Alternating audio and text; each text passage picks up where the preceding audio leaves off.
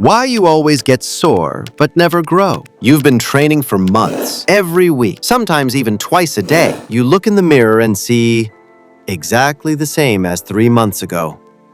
Let me fix that. You think soreness means growth. That's the biggest misconception in fitness. And as long as you believe this, you'll keep pushing, keep suffering, and keep going nowhere. Like a hamster in a wheel. A very sore hamster. But before we get to the solution, we need to understand your real enemy. What soreness really means. Soreness happens when your muscle fibers develop tiny micro tears. This mainly occurs during eccentric movements, the phase where you lower the weight under control. The bottom part of a bicep curl, the slow descent in a pull-up. Your body reacts to these micro tears with inflammation. Immune cells rush into the tissue. Swelling occurs. Pain follows. It feels like progress, but it's not progress. It's a reaction. Your body is incredibly good at adapting. The second time you do the same workout, the response is weaker. The third time, even less. Eventually, you'll barely feel sore doing the same exercise.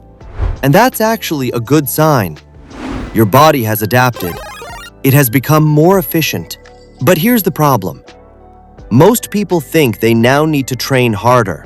More volume, more intensity, more pain. So they constantly change their workouts. New exercises, new splits, new programs. Always chasing the next soreness, as if pain is the currency of growth. It's not. The real reason you're not growing.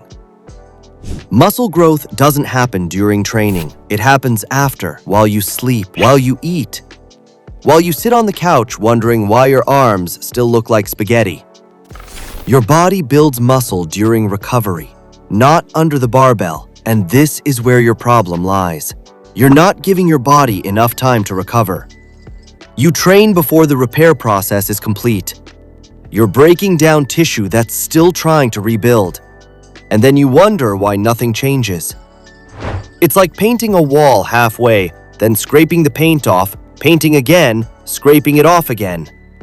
In the end, you're left with a damaged wall and an empty paint bucket.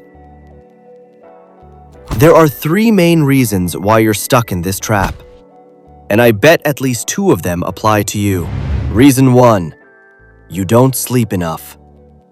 Sleep is not optional. Sleep is the real training. While you sleep, your body releases growth hormone. Your muscle fibers are repaired. Inflammation is reduced. Your nervous system recovers. If you cut that short, you cut your progress. Less than 7 hours of sleep per night measurably lowers your testosterone levels. Your cortisol levels rise. Cortisol is the stress hormone. It breaks muscle down, not builds it. You can't build muscle on 4 hours of sleep, 5 days of training, and a protein shake in between. Your body is not a startup. It needs recovery, not hustle culture. Aim for 7 to 9 hours every day, not just on weekends. Reason 2, you're not eating enough protein.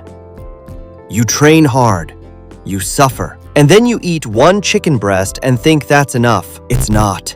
Muscles are made of protein. When you train, you break down muscle tissue. To rebuild it, your body needs building blocks, amino acids, and those come from protein. The formula is simple, at least 1.6 grams of protein per kilogram of body weight per day. If you weigh 80 kilograms, you need at least 128 grams of protein daily. Not 60, not 80, 128. And no, a normal lunch won't cover that. You have to actively make sure you hit it. Eggs, dairy, meat, legumes, protein shakes if needed. Your body cannot build muscle out of nothing. It needs raw material. If you eat too little protein and still train hard, you're basically training your body to burn muscle, not build it. The exact opposite of what you want. Reason 3, you're not applying progressive overload. This is the biggest mistake of all. You've been doing the same exercises for 3 months, with the same weights, the same reps, and you wonder why nothing changes. Your body only grows when it has to. If you don't give it a new stimulus, there's no reason to grow. Why would it? It has already adapted. Progressive overload means gradually demanding more from your muscles. More weight, more reps, less rest time, harder variations. Some form of progression must happen. If you train the same way today as you did 2 months ago, you'll look the same 2 months from now. That's not an opinion. That's biology. Start tracking your workouts. Write down your weights, log your reps, and every week, try to improve something, even slightly. 1 more rep, 2.5 more kilos. That's enough. Consistency always beats intensity in the long run.